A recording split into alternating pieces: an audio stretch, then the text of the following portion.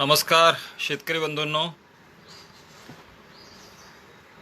Nature care fertiliser limited विटा जिल्हा सांगली प्रस्तुत शेतकरी संवाद या कार्यक्रमामध्ये आपल्या सर्व शेतकरी बांधवांचे सहर्ष स्वागत। आज आपण अडसाली ऊस लागण भाग 2 यामध्ये अडसाली ऊस लागण भाग 2 यामध्ये सरीमधील अंतर, टिपरामधील व रोपामधील अंतर, त्याचबरोबर ऊस पिकामधील आंतरपिकं आणि ऊसाची लागण करत असताना टाकायचा बेसल डोस याविषयीची माहिती आज आपण अडसाली ऊस लागण भाग 2 यामध्ये घेणार आहोत। अडसाली ऊस लागण भाग 1 यामध्ये आपण गेल्या आठवड्यात गेल्या रविवारी 11 वाजता बेने निवड, ऊस जातीची निवड, ऊस लागवडीचे हंगाम, बेने प्रक्रिया याविषयीची माहिती आपण गेल्या आठवड्यामध्ये घेतलेली आहे। शेतकरी बांधवांनो, अडसाली हंगाम चालू झाला असल्यामुळं मागील रविवारी आपण माहिती घेतली, आज आपण माहिती घेणार आहोत आणि पुढचे 2 रविवार आपण अडसाली विषयीची सविस्तर माहिती घेणार आहोत। आपण हा कार्यक्रम चुकवू नये आणि या कार्यक्रमाविषयीची सविस्तर माहिती घेण्यासाठी nature care fertilizer private limited या कंपनीचं फेसबुक पेज आपण लाईक करावं आणि सविस्तर अशी माहिती अडसाली पिकाविषयी घ्यावी। तर आज आपण फेसबुक लाईव्ह कार्यक्रमाला सुरुवात करत आहोत। अडसाली ऊस लागण भाग 2, सरीमधील अंतर, टिपरामधील अंतर, तसेच रोपामधील अंतर, ऊस पिकामधील आंतरपिकं आणि बेसल डोस याविषयीची माहिती आपण घ्यायला सुरुवात करूया। आपल्याला सगळ्याला कल्पना आहे की ऊसाचं उत्पादन केवळ एका घटकावरती अवलंबून नसतं। जसं चांगलं बेणं पाहिजे, चांगली बेणे प्रक्रिया झाली पाहिजे, त्याचबरोबर जमिनीची मशागत चांगली झाली पाहिजे, सेंद्रिय खतं मोठ्या प्रमाणात मशागतीच्या वेळी टाकली गेली पाहिजेत, तसंच आजच्या विषयाला सुद्धा फार महत्त्व आहे, ते म्हणजे सरीमधील अंतर किती असावं। सरीमधील अंतर शास्त्राचा जर बारकाव्याने अभ्यास केला तर आपल्याला लक्षात येईल की जुन्या काळामध्ये आपण जे लागण करायचो ती 2 फुटावर, 2.5 फुटावर किंवा 3 फुटावर, म्हणजे सरीमधलं अंतर 2 फूट, 2.5 फूट, 3 फूट एवढ्या अंतरावरती लागण करायचो। या पद्धतीला पारंपरिक ऊस लागण पद्धत असं म्हणायचो आणि यामध्ये आपल्याला सरीतलं अंतर कमी असल्यामुळं आपण यापूर्वी टक्कर पद्धतीनं, सवाईनं, दिडकीनं ऊसाची लागण करायचो आणि त्या ठिकाणी पारंपरिक ऊस लागण पद्धतीमध्ये आपल्याला ऊसाचं उत्पादन हे कमी यायचं, हे आपण यापूर्वी पाहिलेलं आहे। त्यावेळी महाराष्ट्रामधले शेतकरी एकरी 40 टन, 50 टन, 60 टनापर्यंत पोहोचलेले होते। अगदी क्वचित एखादा शेतकरी 80, 90, 100 टनाकडे जायचा।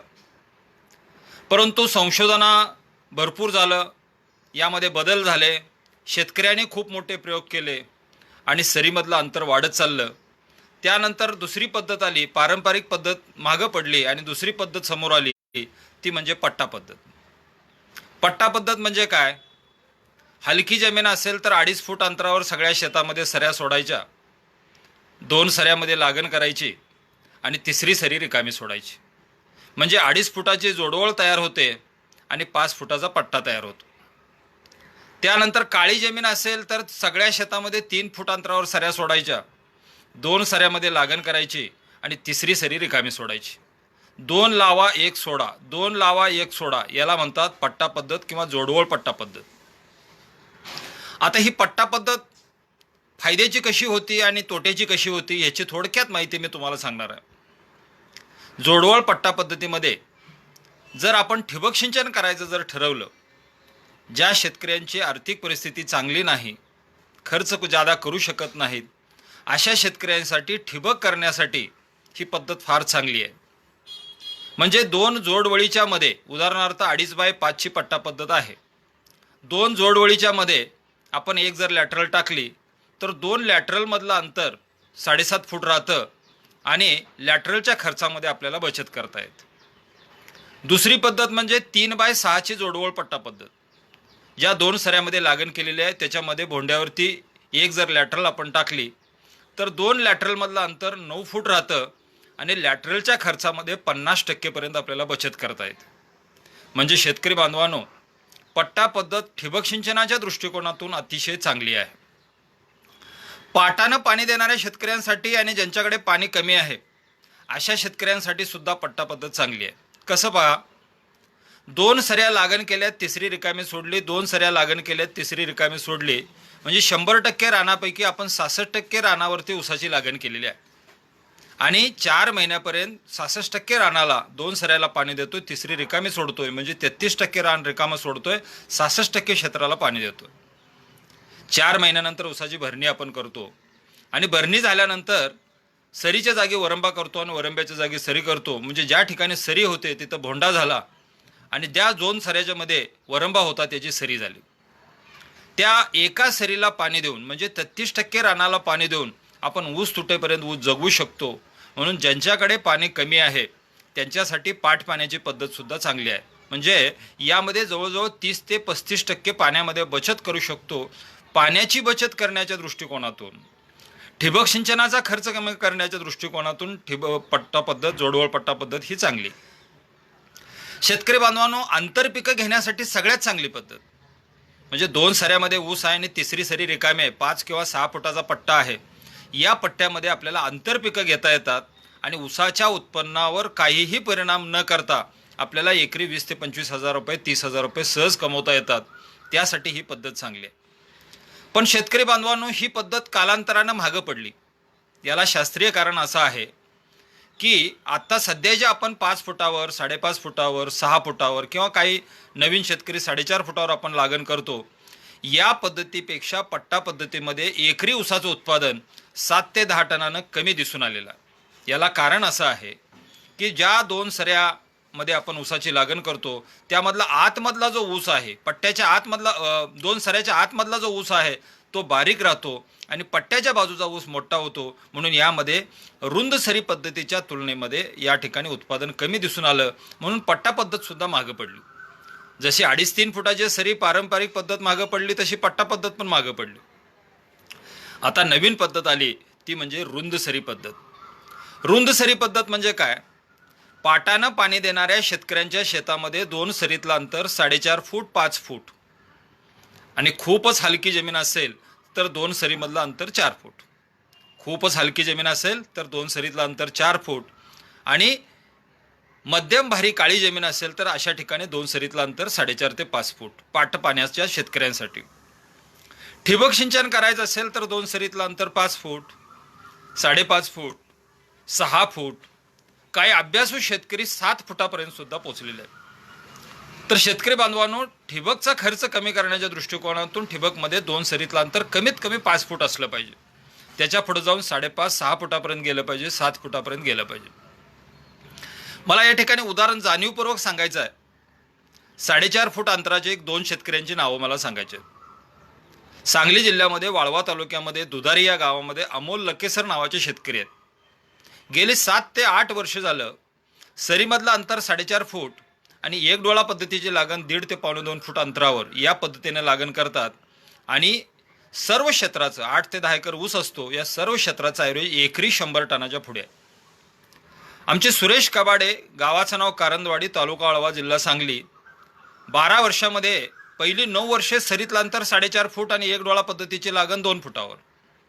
नंतर ते अंतर वाढवत गेले, तेही सांगणार आहे.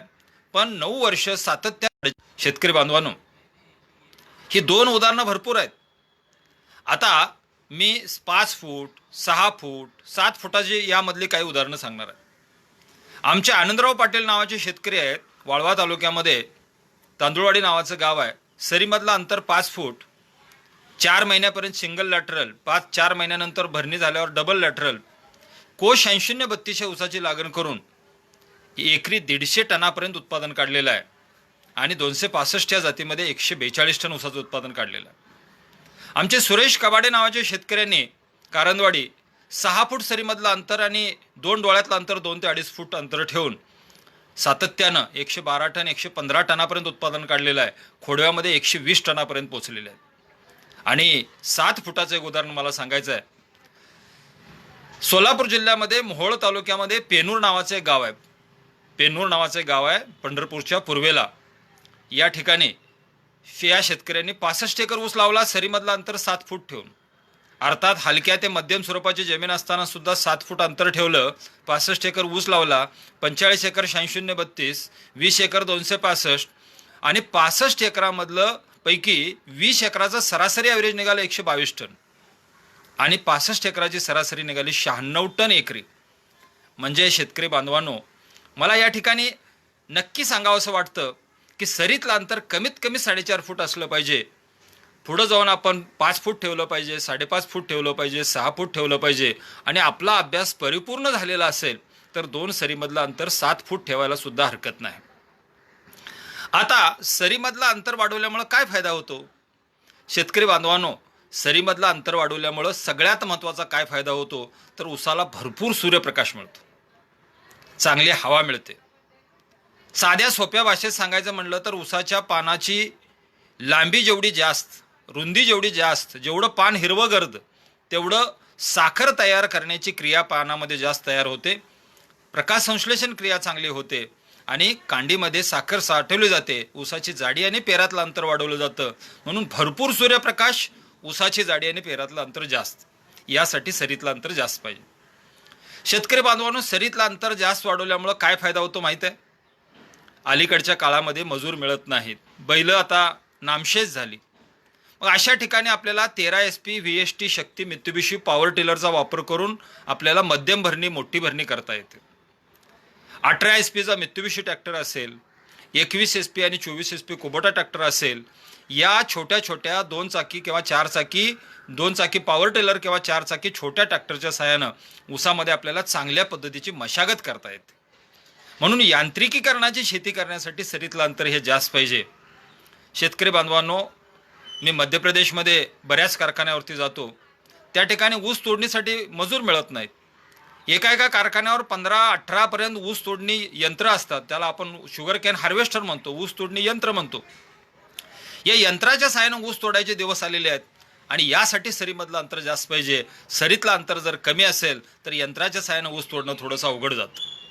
म्हणून शेतकरी बांधवांनो, यांत्रिकीकरणासाठी सरीतलं अंतर जास्त पाहिजे. आपण सरीमधलं अंतर 5 फूट ठेवलं, 5.5 फूट ठेवलं, 6 फूट ठेवलं, 7 फुटापर्यंत गेलो, ठिबक सिंचनाचा खर्च कमी करता येतो. सरीतलं अंतर वाढवत गेला, ऊसाच्या वाढीवरती परिणाम न करता ऊसामध्ये आंतरपिकं घेता येतात. पहिल्या 4 महिन्यापर्यंत ऊस पीक हे हळू वाढतं. त्या कालावधीमध्ये आपल्याला आंतरपिकाचा फायदा घेता येतो. भरपूर सूर्यप्रकाश आणि जमिनीमधला ओलावा ह्याचा फायदा आंतरपिकाच्या माध्यमातून घेता येतो आणि एकरामध्ये 25,000 पासून 50,000 रुपयापर्यंतचा नफा आपण मिळवू शकतो. म्हणून सरीमधलं अंतर जास्त पाहिजे. शेतकरी बांधवांनो, एका एकरमध्ये 3 ते 3.5 टन पाचट निघतं. हे पाचट खोडव्यामध्ये आपल्याला जर खोडव्यामध्ये पाचट आच्छादन करणं सोपं जातं. म्हणून सरीमधलं अंतर जास्त पाहिजे. आपल्या ऊसामध्ये लोकरी मावा लागला, आपल्या ऊसाला हुमणी लागली, आपल्या ऊसाला तांबेरा आलेला आहे, ऊसामध्ये रोग आणि कीड आलेले आहे, याचं नियंत्रण करणं, फवारणी करणं किंवा धुरळणी करणं हे सोपं जातं. म्हणून सरीमधलं अंतर जास्त पाहिजे. साध्या सोप्या भाषेमध्ये सरीतलं अंतर वाढवा, ऊसाचं उत्पादन वाढवा असं म्हटलं तरी वावगं ठरणार नाही. म्हणून नवीन शेतकऱ्याने सरीतलं अंतर 4.5 फूट आणि अभ्यासू शेतकऱ्याने 2 सरीतलं अंतर 5 फुटाच्या पुढं जायला हरकत नाही. शेतकरी बांधवांनो, सरीतलं अंतर वाढवत असताना नेहमी एक लक्षात ठेवावं की आपल्याला एकरी ऊस संख्या नियोजनाचं ज्ञान असलं पाहिजे. मोठ्या भरणीच्या वेळी एकरामध्ये आपल्याला 55,000 ते 60,000 ऊस भरले पाहिजेत आणि ऊस तोडणीच्या वेळी एकरामध्ये 40,000 ते 45,000 ऊस मिळाले पाहिजेत. याचं ज्ञान आपल्याला प्राप्त झालं पाहिजे आणि मग आपण सरीतलं अंतर किती वाढवू शकतो. सरीमधलं अंतर जर 4 फूट असेल तर 10 फुटामध्ये 50 ते 55 ऊस हवेत. सरीमधलं अंतर 4.5 फूट असेल तर 10 फुटामध्ये 55 ते 60 ऊस हवेत. सरीमधलं अंतर 5 फूट असेल तर 10 फुटामध्ये 65 ते 70 ऊस हवेत. सरीमधलं अंतर 5.5 फूट असेल तर 10 फुटामध्ये 70 ते 75 ऊस हवेत. आणि सरीतलं अंतर जर 6 फूट असेल तर 10 फुटामध्ये 75 ते 80 ऊस हवेत. सरीमधलं अंतर 7 फूट असेल तर 10 फुटामध्ये 95 ते 100 ऊस हवेत. 2.5 बाय 5ची पट्टा पद्धत असेल तर 2 सऱ्यामध्ये 10 फुटामध्ये 50 अधिक 50 100 ऊस हवेत. आणि 3 बाय 6ची जोडवळ पट्टा पद्धत असेल तर आपल्याला 10 फुटामध्ये 2 सऱ्यामध्ये 60 अधिक 60 120 ऊस हवेत. मोठ्या भरणीच्या अगोदर आत्ता सांगितलेली संख्या आपल्याला जर मिळाली म्हणजे एकरामध्ये 55 ते 60 हजार ऊस आहेत असं समजायला काय हरकत नाही. म्हणजे ऊस तोडणीच्या वेळी एकरामध्ये 40 ते 45 हजार ऊस संख्या राखणं सोपं जातं. आणि सरीतलं अंतर वाढवल्यामुळं ऊसाची जाडी वाढते, पेरातलं अंतर वाढतं आणि सहज आपल्याला ऊसाचं उत्पादन वाढवता येतं. म्हणून शेतकरी बांधवांनो, सरीतलं अंतर वाढवा, ऊसाचं उत्पादन वाढवा. आता टिपरामधलं अंतर वाढवायचं. टिपरामधलं अंतर वाढवत असताना 2 डोळा पद्धत, 1 डोळा पद्धत आणि रोप लागण याची माहिती आपल्याला असली पाहिजे. जुनी पद्धत आता पूर्णपणे बंद झालेली आहे. अजूनही काही विदर्भामध्ये, मराठवाड्यामध्ये, खानदेशामध्ये काही शेतकरी याची लागण करतात. ती म्हणजे टोकास-टोक लागण आणि सवाई दिडकीची लागण आणि 3 डोळा टिपरी. शेतकरी बांधवांनो, मी हात जोडून विनंती करतो, मराठवाडा, विदर्भ आणि खानदेशामध्ये काही शेतकरी अजूनही लागण करतात. ही पद्धत पूर्ण बंद झाली पाहिजे. 3 डोळा पद्धतीनं आपल्याला 3 ते 3.5 टन, 4 टन बेणं एकराला लागतं. एवढं बेणं वापरणे. आपल्याला 2 डोळा पद्धतीने लागण करायची आहे आणि 2 डोळा पद्धतीने लागण करत असताना एकराला फक्त 2 टन बेण्याचा वापर करायचा. 2 टन बेण्याचा वापर. टिपराच्या भाषेमध्ये एका एकरला फक्त 7 ते 8 हजार टिपरी बेण्याचा वापर करायचा. डोळ्याच्या भाषेमध्ये 14 ते 16 हजार डोळे वापरायचे आहेत. आणि 2 डोळा पद्धतीने लागण करत असताना 2 टिपरामध्ये कमीत कमी 6 ते 8 इंचाचं अंतर असलं पाहिजे. शेतकऱ्यांच्या भाषेमध्ये टिचभराचं अंतर असलं पाहिजे. साध्या सोप्या भाषेमध्ये 2 डोळ्याची टिपरीची जेवढी लांबी आहे तेवढं अंतर 2 टिपरात असलं पाहिजे. अभ्यासू शेतकऱ्यांनी 2 टिपरामधलं अंतर 9 इंच, 12 इंचापर्यंत अंतर म्हणजे 1 फुटापर्यंत अंतर वाढवायला काय हरकत नाही. अडसालीमध्ये आपण कोश 8032 आणि 265 या जातींची लागण करतो आणि या जातीमध्ये फुटवा चांगला असल्यामुळं आपण 2 टिपरातलं अंतर 1 फूट जरी ठेवलं तर ऊसाच्या उत्पन्नात घट न होता उत्पादन वाढलेलंच दिसून आलं. एक उदाहरण सांगतो. गेल्या वर्षी वसंतदादा शुगर इन्स्टिट्यूटमध्ये ऊसभूषण पुरस्कार देण्यात आला. त्यापैकी भगत मामा नावाचे एक शेतकरी आहेत. सोनेरा कारखान्याच्या कार्यक्षेत्रामध्ये कडेगाव तालुक्यामध्ये येडे नावाचं गाव आहे. त्या ठिकाणी भगत मामांची शेती मी जवळजवळ 1-2 वर्ष त्यांच्या शेतावरती मार्गदर्शनाचं काम केलेलं आहे. सरीमधलं अंतर 4.5 फूट आणि 2 डोळा पद्धतीची टिपरी, 2 टिपरामध्ये 1.5 फुटाचं अंतर.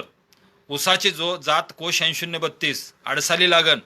लागणीमध्ये 117 टन आणि खोडव्यामध्ये 110 टन. खोडव्यामध्ये 110 टन ऊसाचं उत्पादन काढलं म्हणून त्यांना गेल्या वर्षी वसंतदादा शुगर इन्स्टिट्यूटचा ऊस भूषण पुरस्कार देण्यात आलेला. मला यामधनं एवढंच सांगायचं आहे, 2 डोळ्याच्या टिपरामध्ये अंतर आम्ही जे कमी ठेवतो ते वाढलं पाहिजे. 6 इंच, 9 इंच, 12 इंचापर्यंत अंतर वाढलं पाहिजे हे मला या ठिकाणी सांगायचं आहे. 1.5 फुटापर्यंत अंतर वाढवलं तरी ऊसाच्या उत्पन्नामध्ये घट येत नाही. म्हणून सर्वसामान्य शेतकऱ्यांना, ज्यांना रिस्क घ्यायची नाही, ज्यांना धोका पत्करायचा नाही, अशा शेतकऱ्यांसाठी 2 डोळा पद्धत ही अतिशय चांगली पद्धत आहे. आणि या पद्धतीमध्ये आत्ता सांगितल्याप्रमाणे भगत मामासारखे कडेगाव तालुक्यामधले येड्याचे शेतकरी भगत मामासारखं एकरी 100 टनाच्या पुढे जाऊ शकतो. दत्त शेतकरी सहकारी साखर कारखान्याच्या कार्यक्षेत्रामध्ये कर्नाटकामध्ये कागवाडच्या पुढे शडबाळ नावाचं एक गाव आहे. शिरगोंड पाटील नावाचे शेतकरी आहेत. 25 ते 30 एकर ऊस असतो. 2 डोळा पद्धतीची लागण 1 फुटावरती करतात. 2 टिपरामधलं अंतर 1 फूट असतं आणि सरासरी उत्पादन 85 ते 90 टनाच्या पुढे आहे. सरासरी उत्पादन 85 ते 90 टनाच्या पुढे आहे. म्हणून माझी कळकळीची विनंती आहे, 2 डोळा पद्धतीमध्ये टिपरामध्ये 6 इंचापासून 9 इंचापासून 12 इंचापर्यंत किंवा त्या पुढं अंतर वाढवावं ही माझी कळकळीची विनंती आहे. आता 2 डोळा लक्षात आली. आता 1 डोळा पद्धतीने लागण करायची. 1 डोळा पद्धत ही अभ्यासू शेतकऱ्यांसाठी अतिशय चांगली. मगाशी मी सांगितलं, सुरेश कबाडे नावाचे शेतकरी आहेत कारंदवाडीचे. गेली 12 वर्ष झालं 1 डोळा पद्धतीने लागण करतात आणि सरासरी 112 टन 115 टनाच्या आसपास उत्पादन आहे. अमोल लकेसर दुधारी तालुका वाळवा जिल्हा सांगली गेली 7 ते 8 वर्ष झालं 1 डोळा पद्धतीची लागण 1.5 ते 2.25 फुटावर करतात. एकरी 100 टनाच्या पुढे उत्पादन आहे. त्यांचं हायेस्ट उत्पादन एकरी 145 टन आणि 5 एकराची सरासरी 132 टनाच्या आसपास आहे.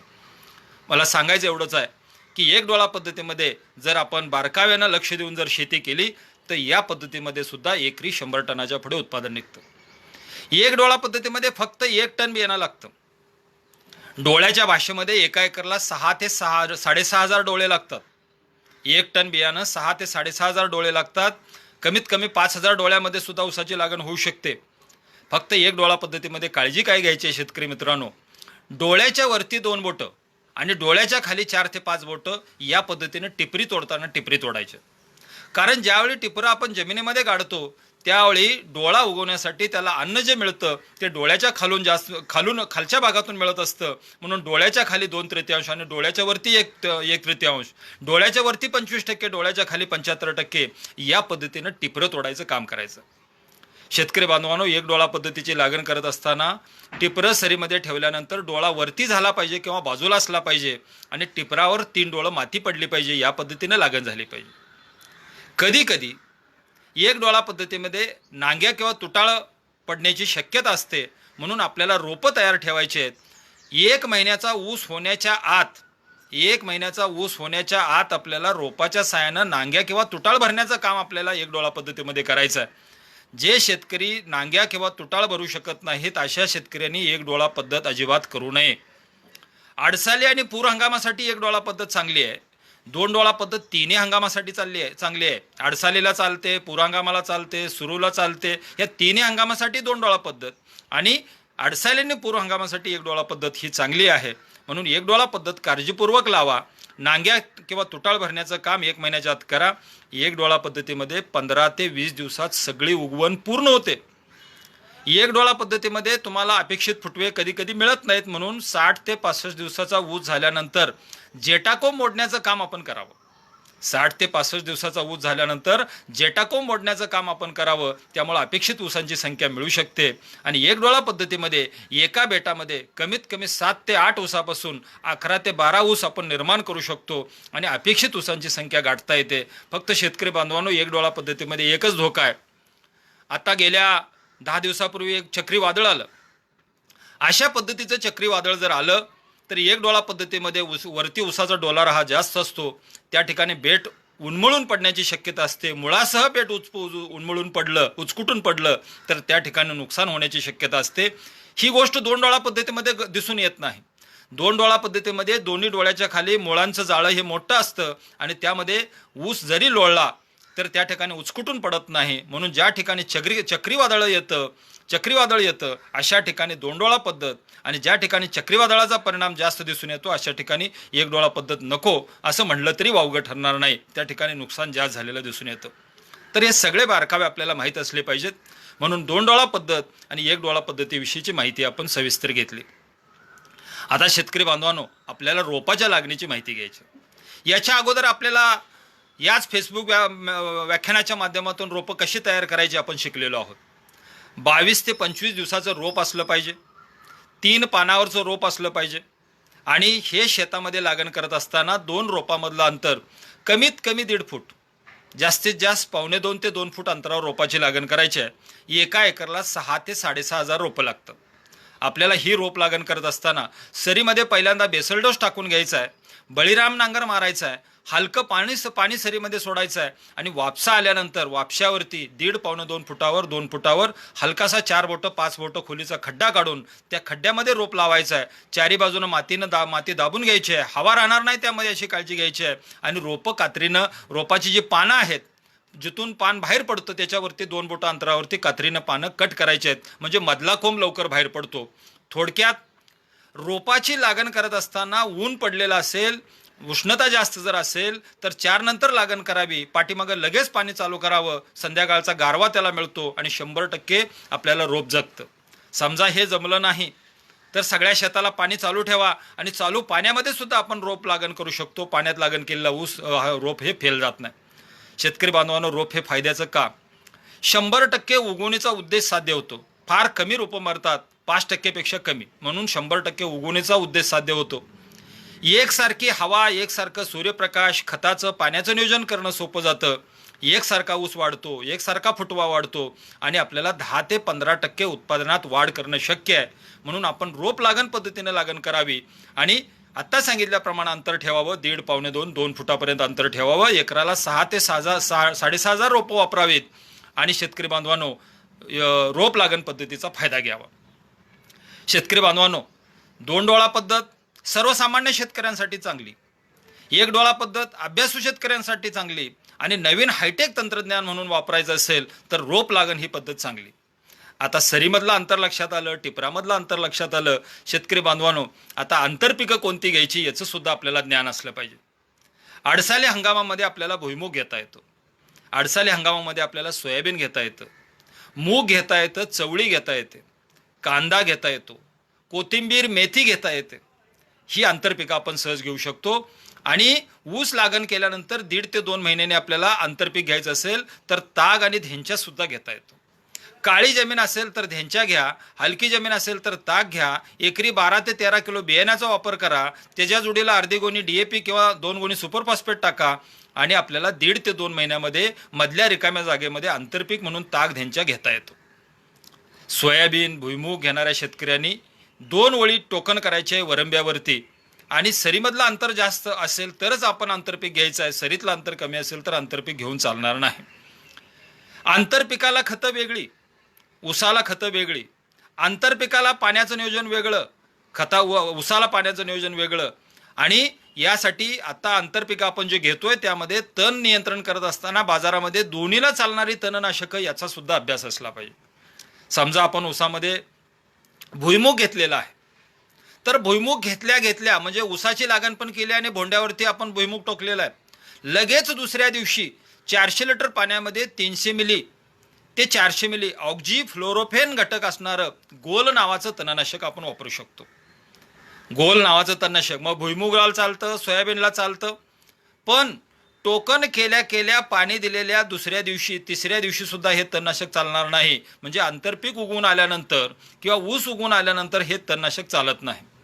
ऊसामध्ये जर तुम्ही कांदा घेतलेला असेल तर कांदा उगवून आल्यानंतर आणि किंवा कांदा लावायच्या अगोदर, रोप लागण्याच्या अगोदर गोल चालतं. पण ऊस उगवायच्या आत आपल्याला गोलची फवारणी करावी लागते, अर्थात ऑक्झी फ्लोरोफेन 400 लिटर पाण्यामध्ये 300 ते 400 मिली सगळ्या शेताला पाण्याची फवारणी करण्यासाठी. भुईमुगासाठी बासालिन नावाचं तणनाशक सुद्धा चालतं. आपल्याला भुईमुग उगवून येण्याच्या आत आपल्याला बासालिनचा वापर करत असताना साधारणपणे 400 लिटर पाण्यामध्ये 800 ते 1000 मिली, 400 लिटर पाण्यामध्ये 800 ते 1000 मिली, कमीत कमी 300 लिटर पाणी, जास्तीत 400 मिली, 800 ते 1000 मिली बासालिनचा वापर सुद्धा आपण करू शकतो. भुईमुग अधिक ऊस बासालिन, भुईमुग अधिक सोयाबीन किंवा ऊस तर आपल्याला गोल नावाचं तणनाशक आपण वापरू शकतो. तर शेतकरी बांधवांनो, दोन्ही पिकाला चालणारी तणनाशकं बाजारामध्ये मिळतीलच असं नाही. अशा बऱ्याच वेळा आपल्याला आंतरपिकं असताना फवारणी करायला मर्यादा येतात, याचं सुद्धा आपल्याला ज्ञान असलं पाहिजे. आता आंतरपिकं फायद्याची का ठरतात? पहिल्या 4 महिन्यामध्ये ऊस हळू वाढतो, उगवण व्हायला 20 दिवस, 25 दिवस, 30 दिवस, तिथून फुटवा निघायला परत 1.5-2 महिने, जोमदार वाढ चालू व्हायला असं जवळजवळ 3.5-4 महिन्याच्या कालावधीमध्ये ऊस पीक हे हळू वाढतं. आणि या कालावधीमध्ये जे जमीन रिकामी असते, जमिनीमध्ये जे ओल असते, याचा फायदा आंतरपिकाच्या माध्यमातून घेऊ शकतो. तणाचं नियंत्रण पण चांगल्या पद्धतीने आपल्याला करता येतं आणि आपल्याला जो सुरुवातीचा खर्च आहे, बेण्याचा खर्च आहे, खताचा खर्च आहे, मशागतीचा खर्च आहे, हा खर्च आंतरपिकाच्या माध्यमातून आपल्याला काढता येतो. एकरी 25-30 हजारापासून 50 ते 60 हजारापर्यंत आपल्याला हे आंतरपिकाच्या माध्यमातून खर्च काढणं शक्य आहे. पुणे जिल्ह्यामध्ये जुन्नर, आंबेगाव तालुक्यामध्ये ऊसामध्ये कांदा, बटाटा, कोबी, फ्लावर, मेथी, पालक, लाल बटाटा घेऊन एकरामध्ये 50 हजारापासून 1 लाख रुपयापर्यंत पैसे कमवणारे शेतकरी मी माझ्या डोळ्यानं पाहिलेले आहेत. म्हणून ऊस अधिक आंतरपीक. आष्ट्याच्या शेजारी मर्दवाडी नावाचं गाव आहे, अर्थात आडसालीला नाही, पुरंगामाला. ऊसामध्ये आपल्याला कोबी करून एकरामध्ये लाख रुपयाचे कोबी काढणारे शेतकरी मी बघितलेले आहेत. म्हणून शेतकरी बांधवांनो, सरीतलं अंतर वाढवून आंतरपिकाच्या दृष्टिकोनातून आपल्याला चांगला फायदा घेता येतो आणि शेतकऱ्याला 2 पैसे पहिल्या 4 महिन्यामध्ये मिळू शकतात. म्हणून ऊस अधिक आंतरपिकं. ताग धेंच्या घेत असताना एवढंच लक्षात ठेवा, भरणीच्या वेळी ताग धेंच्या 1.5 ते 2 महिन्याचा असला पाहिजे आणि ऊसाचं वय 4 महिने असलं पाहिजे. म्हणजे ताग धेंच्या उपटायचा आहे, सरीमध्ये ऊसाच्या बुडाजवळ टाकायचं आणि भरणी करायची. चला, आंतरपिकाचं ज्ञान थोडक्यात लक्षात आलं. आता आपल्याला सगळ्यात महत्त्वाचा आणि शेवटचा मुद्दा आहे तो म्हणजे बेसल डोस काय टाकायचं. शेतकरी बांधवांनो, जे शेतकरी बेसल डोस टाकत नाहीत, लागणीच्या खताचा डोस टाकत नाहीत, अशा शेतकऱ्यांच्या शेतामध्ये पहिल्याच दिवशी 5 ते 7 टन उत्पादन कमी झालं असं म्हटलं तरी वावगं ठरणार नाही. बरेच शेतकरी म्हणतात साहेब ऊस लागण केलेला आहे, ऊस उगवलेला नाही, खतं कशाला टाकायची. पण शेतकरी बांधवांनो, बेसल डोसमध्ये आपण नत्र हा फार कमी टाकतो, 10%, आणि स्फुरद आणि पालाश हा 50% टाकत असतो. आणि हा स्फुरद आणि पालाश लागणीनंतर 30-40 दिवसानंतर जो फुटवा निघत असतो त्या चांगला फुटवा निघण्यासाठी आपल्याला हा बेसल डोस टाकायचा. मग आता कोणती टाकायची खतं? शेतकरी बांधवांनो, लागण करताना ऑर्गॅनिक कोटेड आता स्मार्टेक 10-26-26 म्हणून बाजारामध्ये आलेला आहे, याचा वापर करणार असाल तर एका एकरला 3 बॅग. आपली जमीन जर चुनखडीयुक्त असेल तर एका एकरला 2 बॅग DAP आणि 1 बॅग पोटॅश.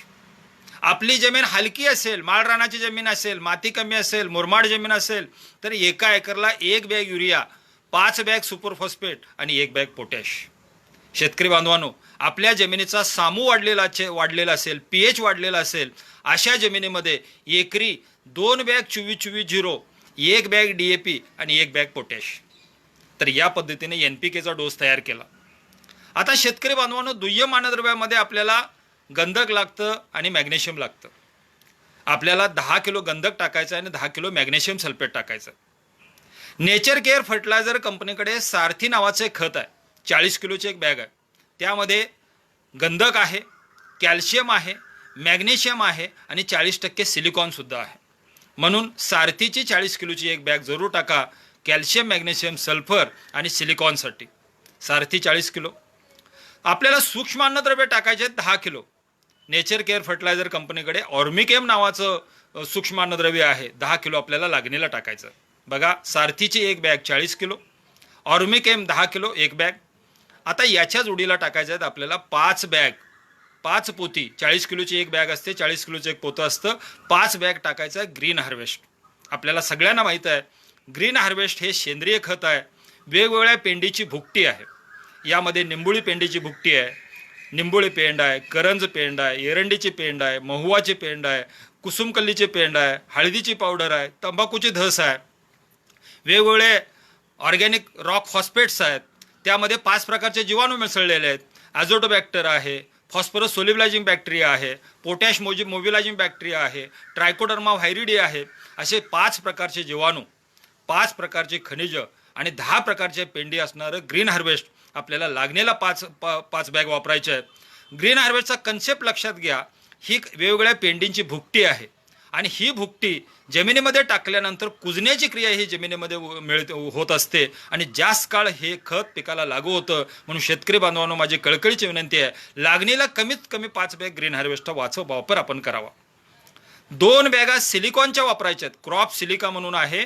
2 बॅगा सिलिकॉन वापरायचा आहे. 25 किलोची एक बॅग आहे, 2 बॅगा सिलिकॉन आपल्याला लागणीला वापरायचा आहे. सिलिकॉनमुळं ऊस पिकामध्ये रोगप्रतिकार शक्ती निर्माण करण्याची शक्ती वाढते, ज्याला इम्युनिटी पॉवर म्हणतो, ती इम्युनिटी पॉवर वाढते. ऊसावरती रोग कीड कमी होते.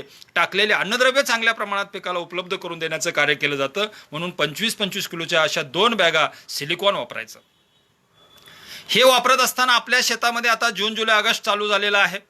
यामध्ये हुमणी वाढण्याची शक्यता असते. म्हणून हुमणीला मारण्यासाठी 3 किलो ग्रब गार्डचा वापर करायचा.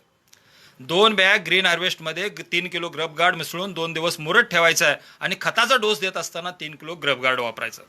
म्हणजे हुमणी वाळवीचं नियंत्रण पण झालं. बघा, आता परत सांगतो, नत्र स्फुरद पालासाठी 3 बॅग 10-26-26 घेतलं. त्याच्या जोडीला आपल्याला सारथीची 40 किलोची एक बॅग घेतली, 10 किलो ऑर्मिकेम मायक्रोन्यूट्रिएंट घेतलं. त्याचबरोबर आपण 5 बॅग ग्रीन हार्वेस्ट सेंद्रिय खत घेतलं. आपल्याला हुमणी वाळवीला मारण्यासाठी 3 किलो ग्रब गार्ड घेतलं आणि मुळांची चांगली वाढ होण्यासाठी 10 किलो रिचार्ज ह्युमिक ॲसिड घ्यायचं. नेचर केअर फर्टिलायझर कंपनीकडे ह्युमिक ॲसिड रिचार्ज नावानं उपलब्ध आहे, ते 10 किलो टाकायचं आहे. आणि हे सगळं मिक्स करायचं आहे आपल्याला. 5 पोती ग्रीन हार्वेस्टमध्ये मिक्स करायचं आहे. आणि अजून आपल्याला काही सेंद्रिय खतं असतील तर 500 किलो गांडूळ खत घ्या, 500 किलो कुजलेलं चांगलं शेणखत घ्या, चाळणी मारलेलं, आणि 500 किलो कोंबडी खत घ्या. हे सगळं एकत्र करा. सगळा खताचा डोस सरीमध्ये टाका. बळीराम नांगर चालवा, खत मातीआड करा आणि खत मातीआड झाल्यानंतर मग 2 डोळा पद्धत किंवा 1 डोळा पद्धत किंवा रोप लागण पद्धतीने लागण करा. शेतकरी बांधवांनो, बेसल डोस जर चांगला पडला असेल तर आपल्याला उगवून येणारा कोंब सक्षम येतो आणि 40 दिवसानंतर निघणारा फुटवा जो आहे तो चांगला निघतो. आणि एकदा जर का सुरुवातीचा आपला बेस पक्का झाला तर आपल्याला एकरी 100 टनाच्या पुढे उत्पादन काढणं सहज शक्य आहे.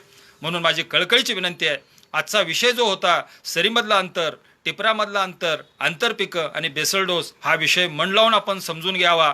तुम्हाला आत्ता नाही समजलं तर नेचर केअर फर्टिलायझर कंपनीनं एक यूट्यूब चॅनल काढलेला आहे. आपण त्यांचा मी कस्टमर नंबर सांगणार आहे. यूट्यूब चॅनलवरती तुम्ही क्लिक केलं तर ही सगळी व्याख्यानं तुम्हाला त्या ठिकाणी परत ऐकायला मिळणार आहेत.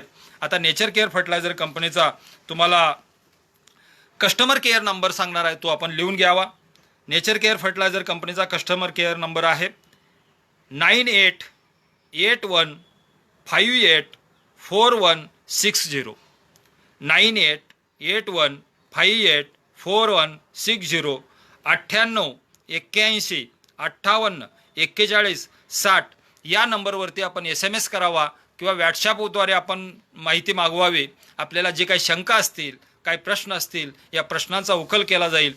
शास्त्रज्ञांच्या मार्फत याला उत्तर दिली जातील. म्हणून नेचर केअर फर्टिलायझर कंपनीचं आत्ता सांगितलेला कस्टमर केअर नंबरचा वापर करून ज्ञान घेण्याचा वापर करावा. त्याचबरोबर यूट्यूब चॅनल त्यांच्याकडे आहे, त्याची माहिती तुम्हाला या कस्टमर केअर नंबरद्वारे मिळू शकेल. या यूट्यूब चॅनलद्वारे सुद्धा आपण माहिती घ्यावी.